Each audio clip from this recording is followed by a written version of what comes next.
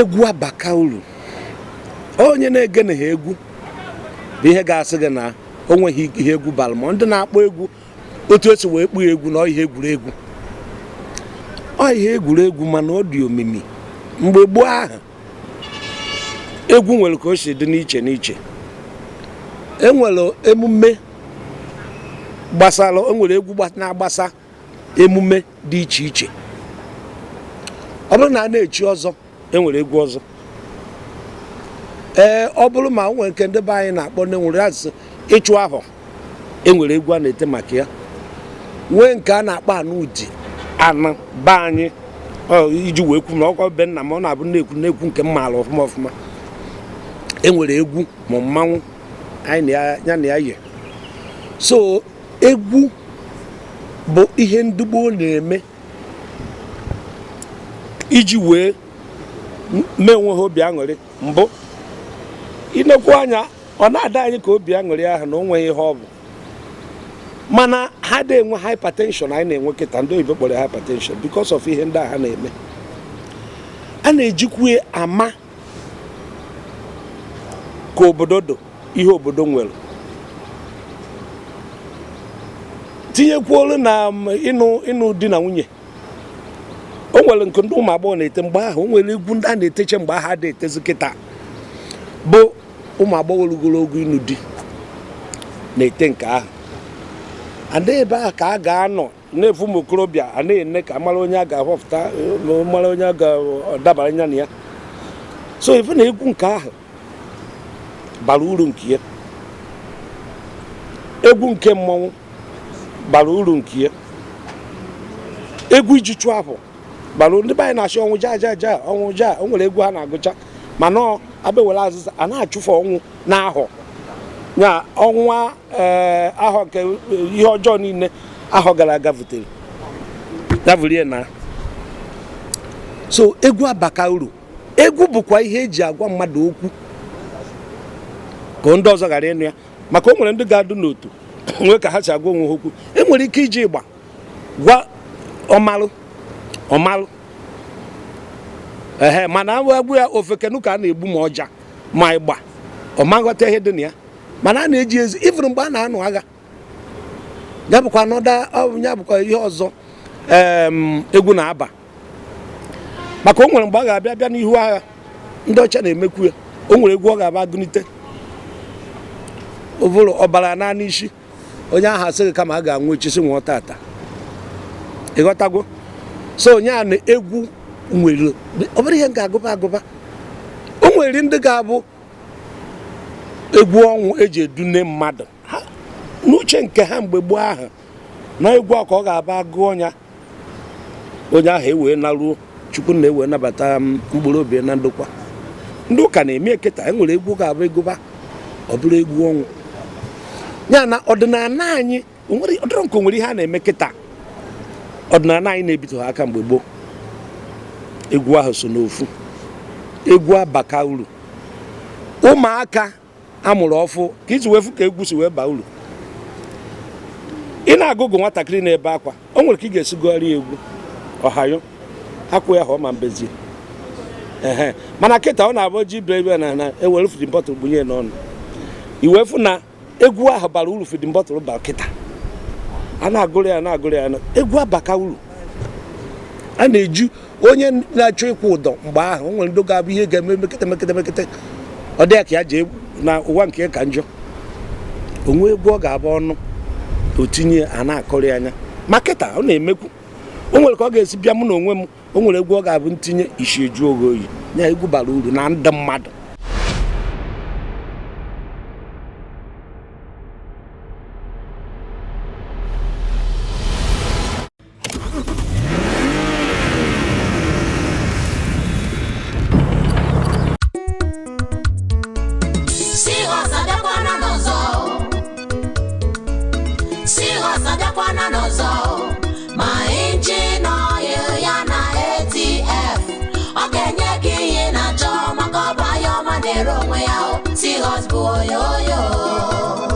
abịa na mmanụ ụgbọala nakwa ATF enwere nnukwu mmanwụ ya na oti mkpu. Seahorse bụ mmanụ ahụ na-eme ka ụgbọala, ọgbatumtum, igwe na-enye ọkụ nakwa injin ndị ọzọ kwa oyoyo. Zụta mmanụ Seahorse tata ka ị mara na enwere ihe dị iche na Capital B na Ukwunama.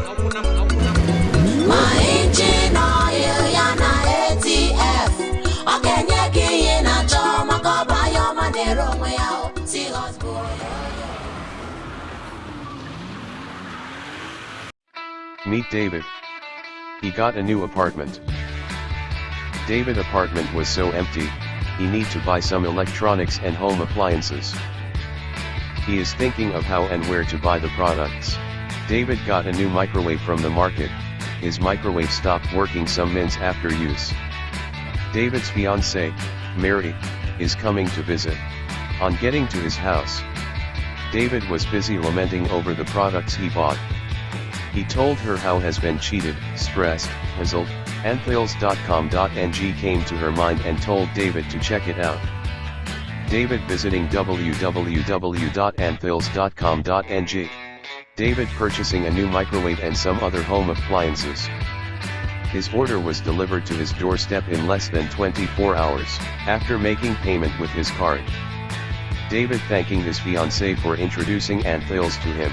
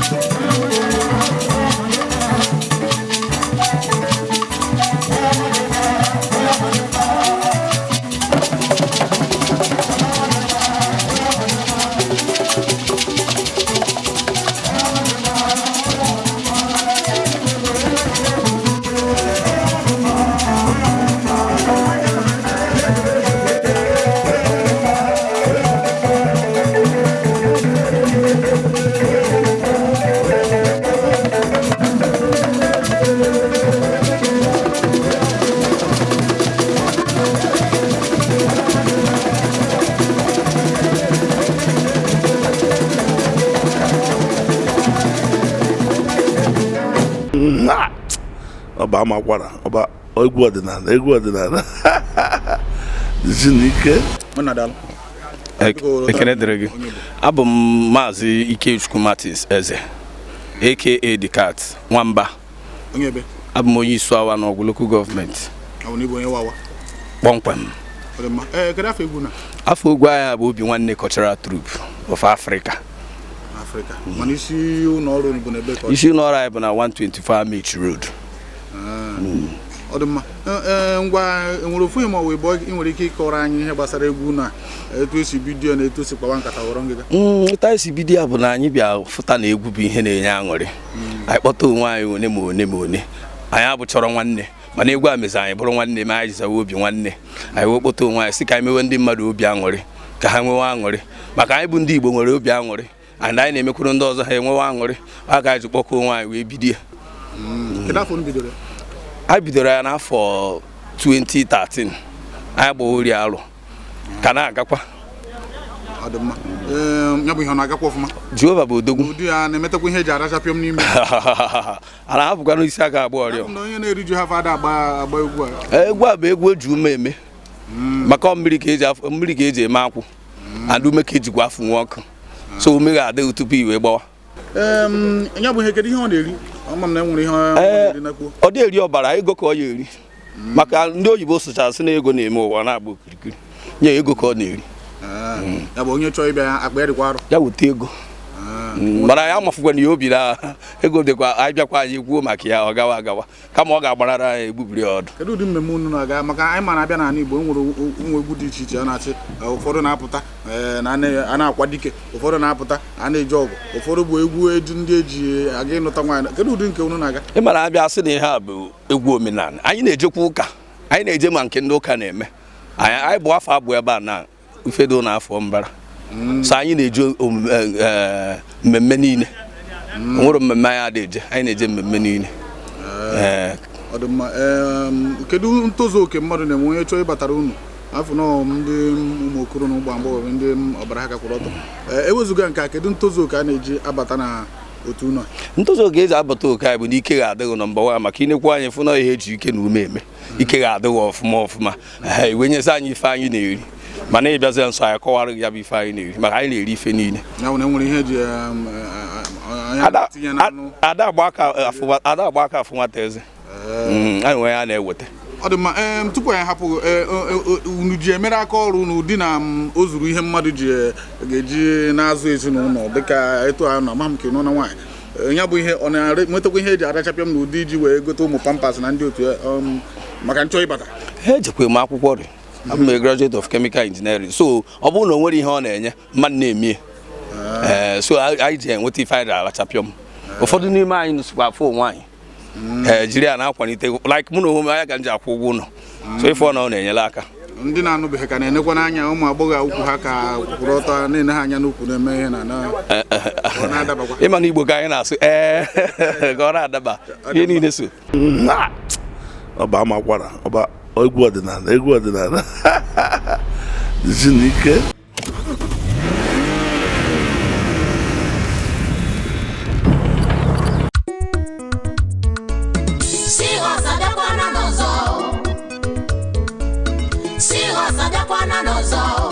ma injin oil ya na ATF ọ ga-enye gị ihe na-achọ maka ọba ya ọma na-ere onwe ya Seahorse bụ oyoyo. Abịa na mmanụ ụgbọala nakwa ATF enwere nnukwu mmanwụ ya na oti mkpu.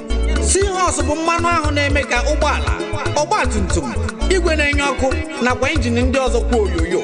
Zụta mmanụ Seahorse tata ka ị mara na enwere ihe dị iche na Capital B na Ukwunama.